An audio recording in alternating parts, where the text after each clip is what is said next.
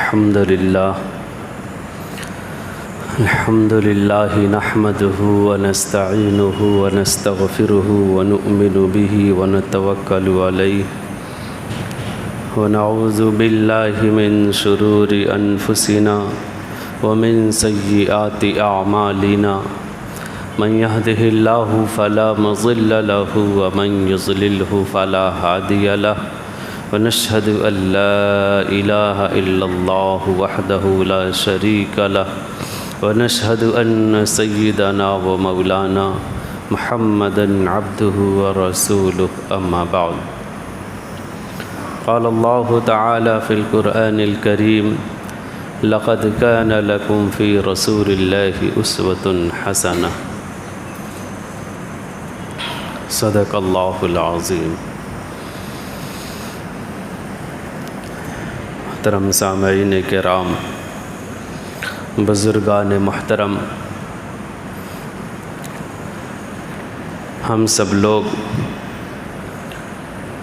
ماہ ربیع الاول سے گزر رہے ہیں۔ ربیع الاول کا مہینہ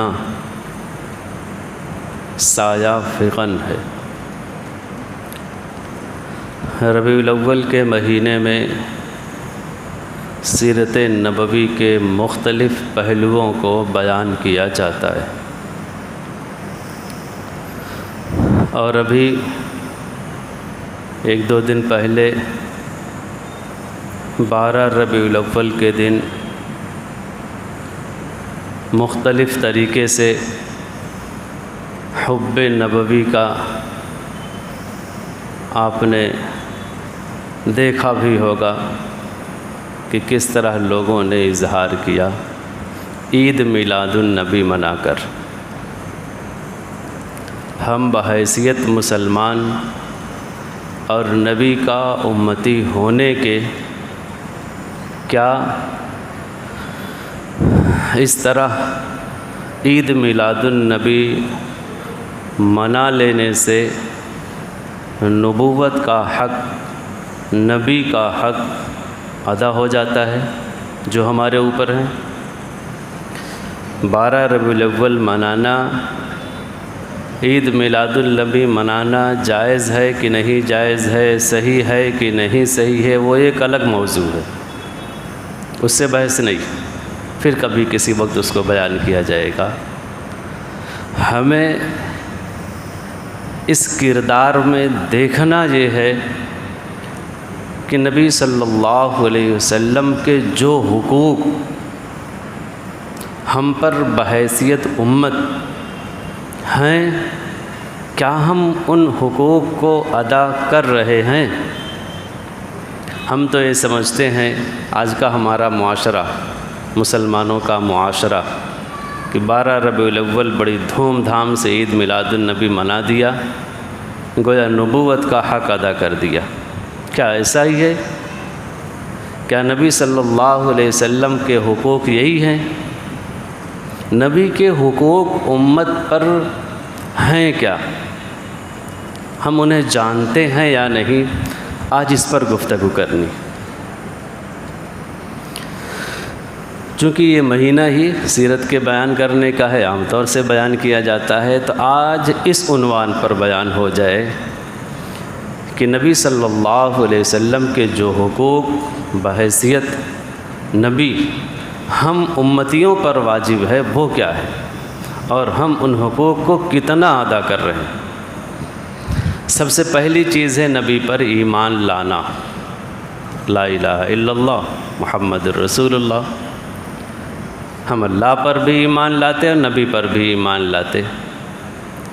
انسان کلمہ پڑھ لیتا ہے، دامن رحمت میں اللہ رب العزت کو ایک مان لیتا ہے تو اللہ کی عبودیت میں آ جاتا ہے۔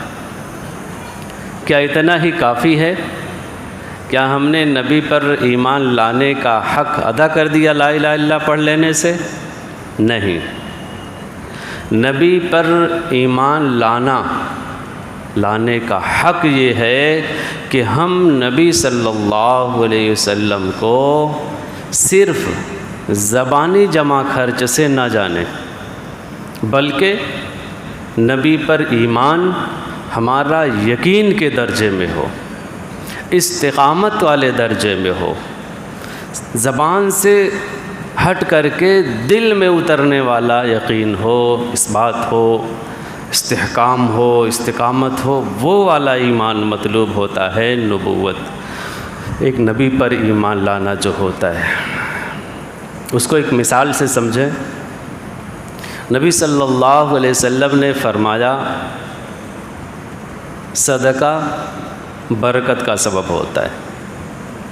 جو صدقہ دیتا ہے اس کے مال میں برکت آتی ہے، مال میں اضافہ ہوتا ہے، اور جو سود کھاتا ہے اس کو بھی استعمال کر لیتا ہے تو اس کے مال میں بے برکتی آتی ہے، مال میں اضافہ نہیں ہوتا، گھٹتا رہتا ہے۔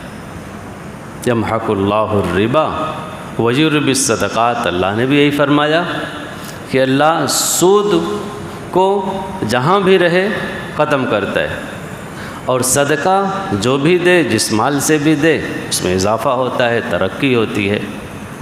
اللہ کے رسول نے فرمایا۔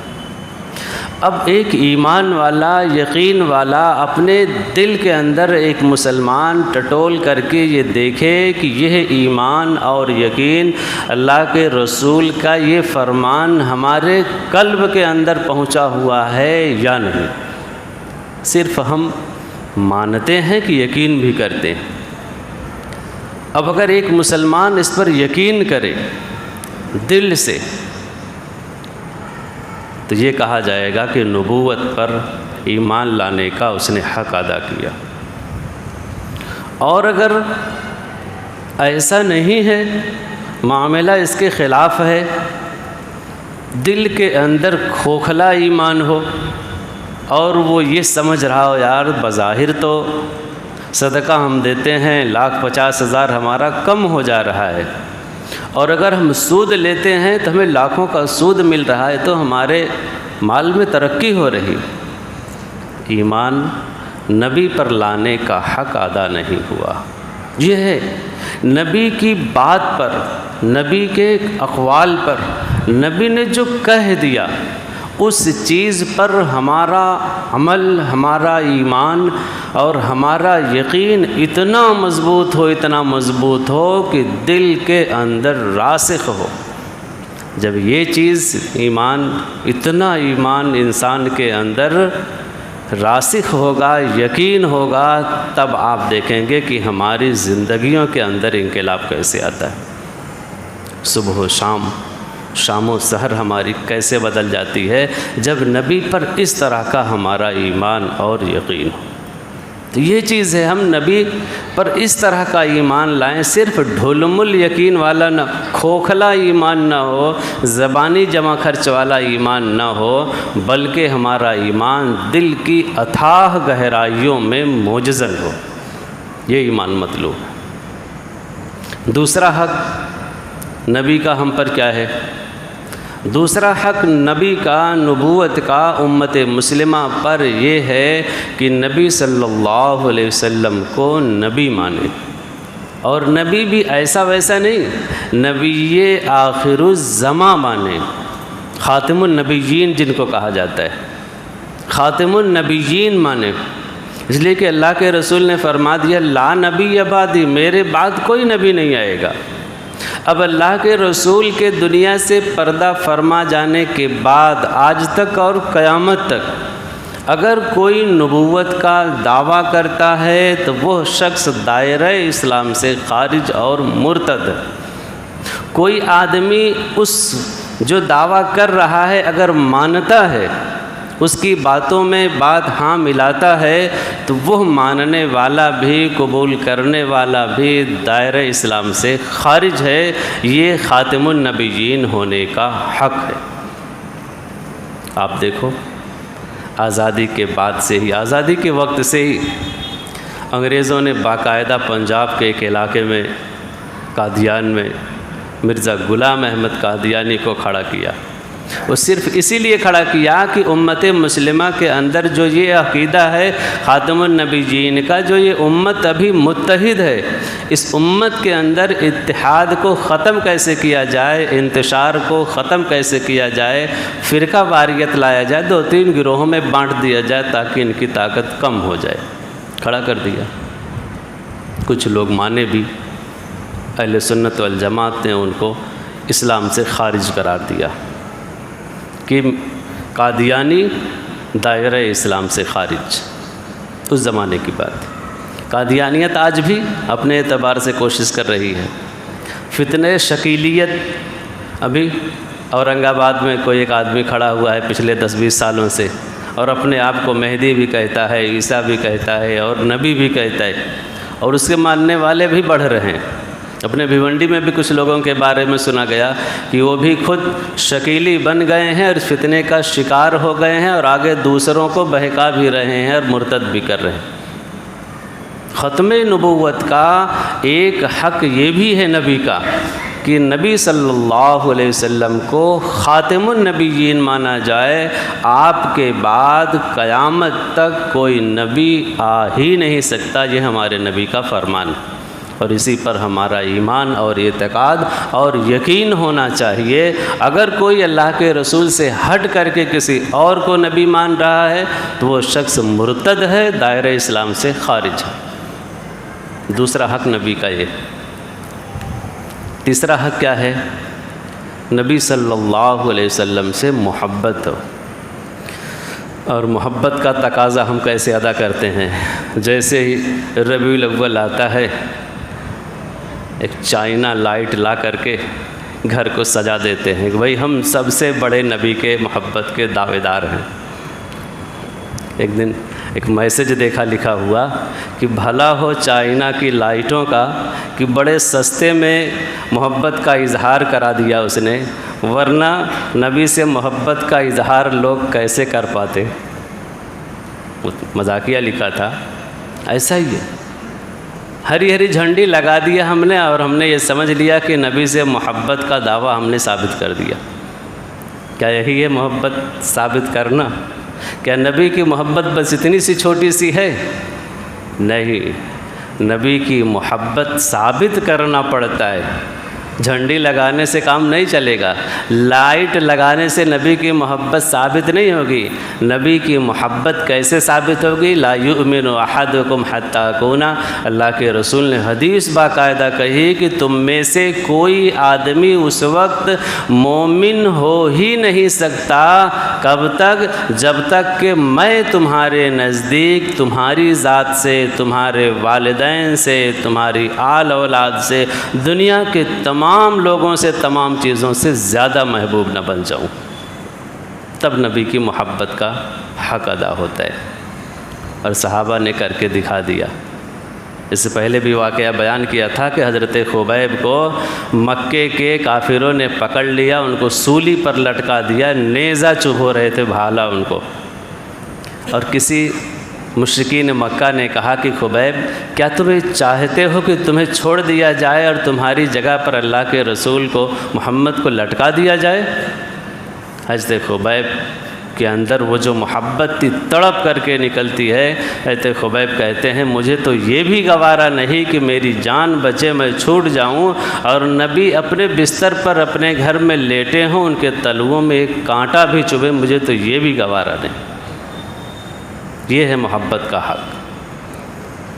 حضرت سفیان رضی اللہ عنہ جب ایمان نہیں لائے تھے، ایک صحابی تھے زید بن دسنہ، چھپ کر کے مکے سے جا رہے تھے، ہجرت کر رہے تھے، راستے میں مل گئے، پکڑ لیے۔ اس زمانے کے وہ مسلمان تھے، اس زمانے کے تو کافر بھی جھوٹ نہیں بولا کرتے تھے، ہمارے زمانے کے مسلمانوں سے الگ تھے وہ۔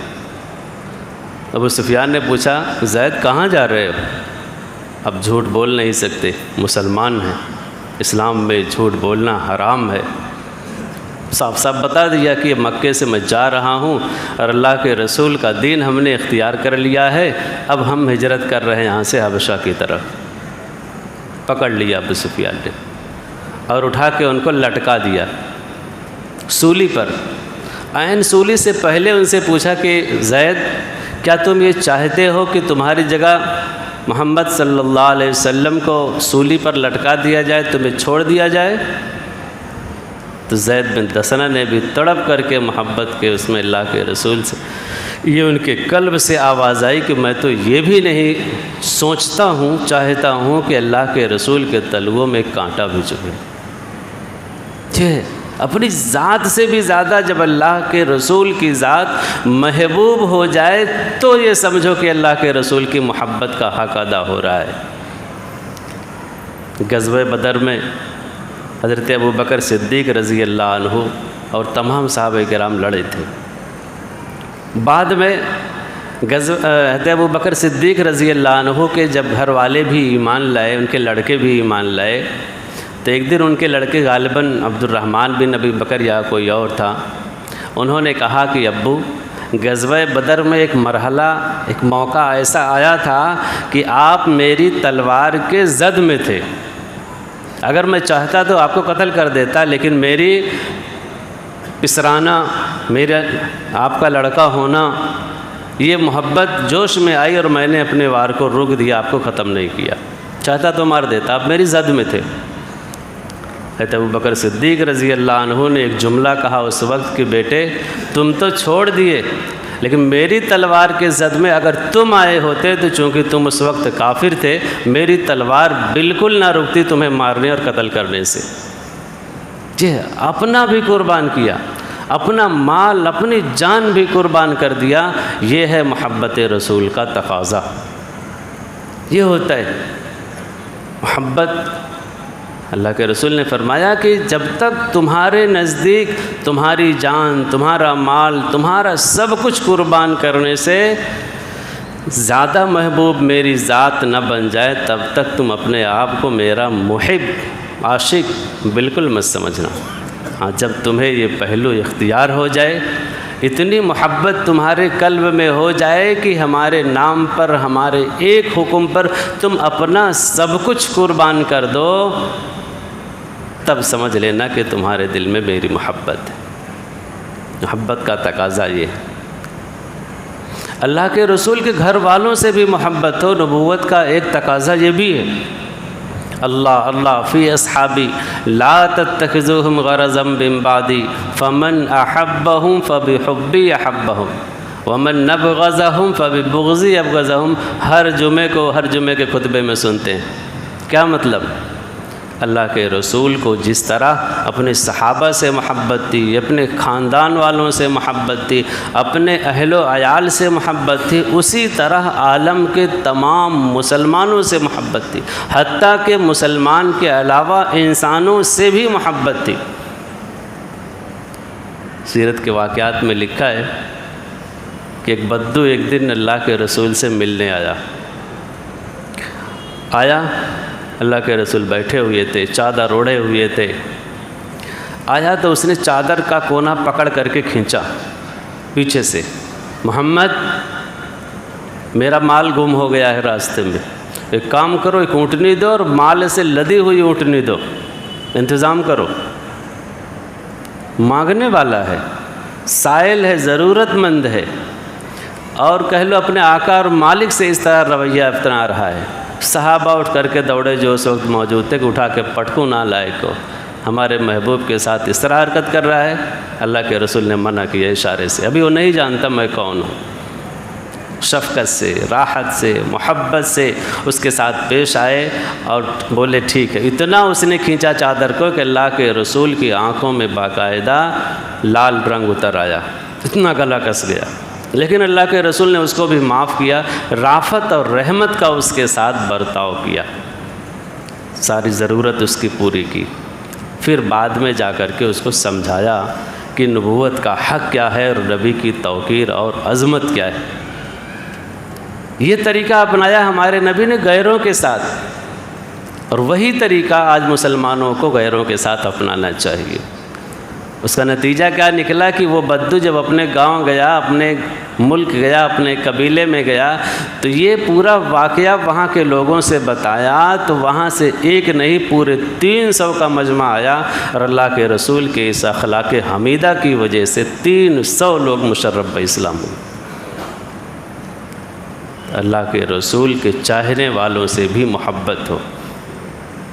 آج تک امت مسلمہ کا یہی عقیدہ ہے کہ جس طرح اللہ کے رسول کی محبت ہمارے ایمان کا جز ہے، ایسے ہی اللہ کے رسول کے اہل و عیال، آپ کی ازواج مطہرات سے محبت ہمارے ایمان کا جز، آپ کے بال بچوں سے محبت ہمارے ایمان کا جز، حتیٰ کہ صحابہ کرام سے بھی محبت کا اظہار اور ہمارے دل میں ایمان کا جز ہے۔ ما انا علیہ و اصحابی، اللہ کے رسول نے کہا کہ جو طریقہ میں نے اپنایا ہے، جس طریقے کو میرے صحابہ نے اپنایا ہے، اس طریقے پر چلو گے تو کامیاب ہو جاؤ گے۔ اور چلنے کے لیے ہمیں ان سے محبت ہونی چاہیے نا، تب نہ ہم ان کے راستے کو اپنائیں گے۔ کچھ لوگ بغض اور عناد رکھتے ہیں صحابہ سے، اسی لیے وہ طریقے کو نہیں اپناتے، وہ کہتے ہیں ہم رجال نحن رجال، ہماری طرح وہ بھی تھے، ان میں کون سے سرخاب کے پر لگے تھے۔ نہیں، جس طرح اللہ کے رسول سے محبت ہو، اللہ کے رسول کے گھر والوں سے، آپ کے آل سے، آپ کے اولاد سے، آپ کے صحابہ سے بھی اس طرح محبت ہونی چاہیے۔ یہ اہل سنت والجماعت کا عقیدہ ہے، اور یہی نبوت صلی اللہ علیہ وسلم سے پر ایمان لانے کا ہمارا تقاضا بھی ہے۔ ایک شادی کرتے ہیں ہم آج کے دور میں، ایک عورت لاتے ہیں اپنی، ایک پرائے خاندان کی ہوتی ہے، غیر کے گھر کی ہوتی ہے، کچھ دن اس کے ساتھ ہم گزارتے ہیں، اس سے جو محبت ہوتی ہے، اس محبت کے نتیجے میں اس کے ماں باپ سے محبت، سالے سالیوں سے محبت، اس کے تمام رشتہ داروں سے محبت ہو جاتی۔ تو کیا نبی صلی اللہ علیہ وسلم سے محبت کا تقاضا یہ نہیں ہے کہ ہم نبی کے گھر والوں سے بھی محبت کریں، آل اولاد سے، اور آپ کے سارے صحابہ سے بھی محبت کریں؟ علیکم بسنتی و سنت الخلفاء الراشدین۔ جگہ جگہ اللہ کے رسول نے اپنی بھی محبت کو بتانے کے لیے اور عمل کرنے کے لیے معیار بتایا ہے، اور صحابہ کی بھی محبت کو معیار قرار دیا ہے۔ یہ بھی حقوق ہے۔ نبی کا امتی ہونے کے لیے ہمارے اوپر ایک اور حق کیا ہے کہ ہم نبی کی عظمت اور توقیر کریں، احترام کریں۔ یا ایھا الذین آمنوا لا ترفعوا اصواتکم فوق صوت النبی، نبی کے رہتے ہوئے نبی کے سامنے مجال نہیں کسی کی نبی سے اونچی اس کی آواز ہو جائے، یہ اللہ کا فیصلہ ہے۔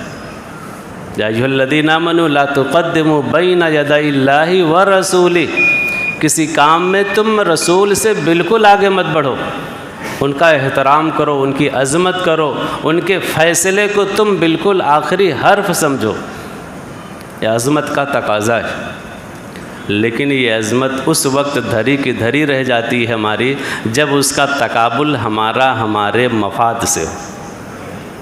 ہمارا فائدہ کسی چیز میں جب نظر آتا ہے، اس بارے میں ہم یہ نہیں دیکھتے کہ نبی کا فیصلہ کیا ہے، نبی کا حکم کیا ہے۔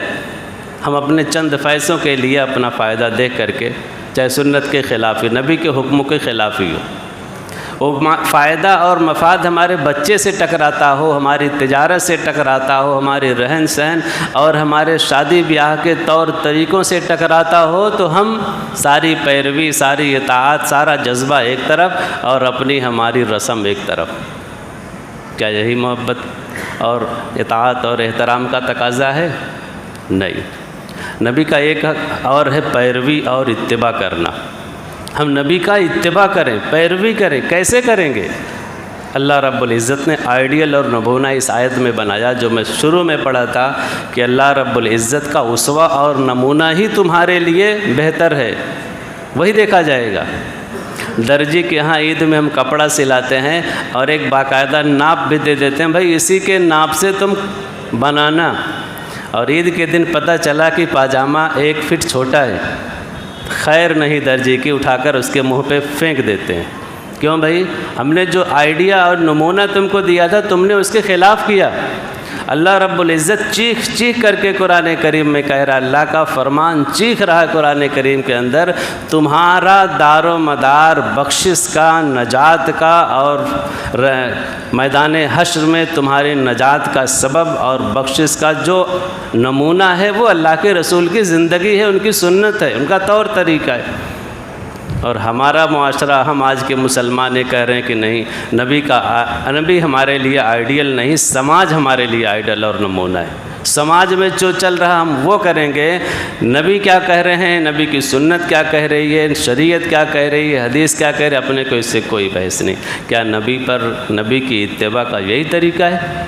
نہیں، نبی کی اتباع کا طریقہ اور ان پر ایمان لانے کا حق تب ادا ہوگا جب اللہ کے رسول کی ہم کامل سنت پر عمل کریں، ایک ایک چیز میں اللہ کے رسول کی سونے جائیں، اللہ کے رسول کی کیا سنت، کھانے جائیں کیا سنت، پڑوسیوں سے ہمارا بیوہار کیسا ہو، اللہ کے رسول کی سنت کیا ہے یہ دیکھیں، عورتوں کے ساتھ ہماری پرسنل لائف میں اللہ کے رسول کا کیا طریقہ ہے یہ دیکھیں، عوامی لائف میں ہمارا طریقہ کیا ہے، اللہ کے رسول کا طور طریقہ کیا رہا ہے یہ دیکھیں، عوامی خدمت اللہ کے رسول کیسے کرتے تھے ہم یہ دیکھیں، اللہ کے رسول کی عبادت کیسی ہوتی تھی، ہماری عبادت کے زندگی کے ہر موڑ میں، ہر مرحلے میں اگر ہم اللہ کے رسول کی کامل طریقے سے سنتوں کی پیروی کر رہے ہیں تو گویا ہم نے اللہ کے رسول کی محبت کا حق ادا کیا، نبوت کا حق ادا کیا۔ اگر ہم نے ایسا نہیں کیا، کل محشر کے دن دامن اگر اللہ رب العزت ہمارا پکڑ لیں تو ہم کچھ نہیں کر سکتے۔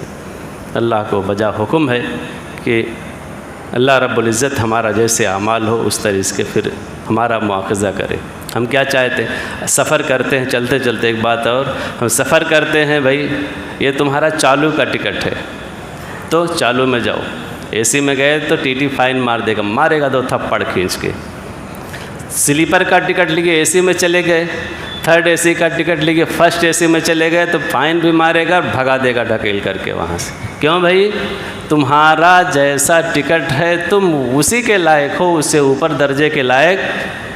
ہم دنیا میں تو یہ چاہتے ہیں کہ ہمارا درجہ، ہم چاہے جیسے عمل کریں، اللہ کے رسول کی سنت ہمارے لیے کوئی معنی نہیں رکھتی، اور ہم یہ چاہتے ہیں کہ آخرت میں ہمارا لیول سب سے اونچا ہو، 7ویں جنت کے مرحلے میں ہم چلے جائیں، تو پھر کیسے ممکن ہے؟ کیا ہمارے لیے ایسا ممکن ہے؟ ہم خود فیصلہ کر سکتے ہیں۔ وآخر دعوانا ان الحمد